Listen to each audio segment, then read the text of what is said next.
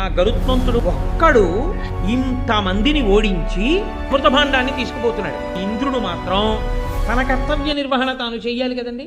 అందుకని వజ్రాయుధాన్ని ప్రయోగించి అది గరుత్మంతుడికి దగ్గరగా వెళ్ళింది. గరుత్మంతుడు ఒక నవ్వు నవ్వి అన్నాడు, ఇప్పుడు వచ్చిన వజ్రాయుధం ఏమీ చెయ్యలేకపోతే ఈ అవమానం ఎవరికి వెడుతుంది?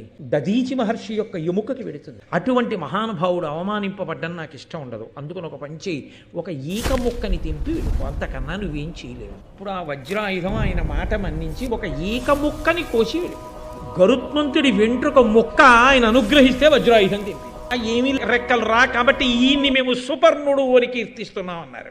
అప్పుడు గరుత్మంతుడికి సుపర్ణుడు అని బిరుదునామం వచ్చింది. ఆ వజ్రాయుధం వెనక్కి వెళ్ళిపోయి ఆయన వెళ్ళిపోతున్నాడు అమృతభాండంతో. ఇంద్రుడు పరుగున వచ్చాడు.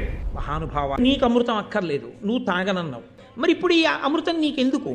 నువ్వు పట్టుకెళ్ళి ఇచ్చి వాళ్ళు తాగేస్తే వాళ్ళని మేము నిగ్రహించలేకపోతే అంటే గరుత్మంతుడు అన్నాడు, ఎక్కడ వరకు వాళ్ళు నన్ను అడిగారు? అమృతం తెచ్చి ఇమ్మని అడిగారు, తాగించమని నన్ను అడగాలి. కాబట్టి పట్టుకెళ్ళి ఇచ్చేస్తే నా దాస్యం వదిలిపోవడం.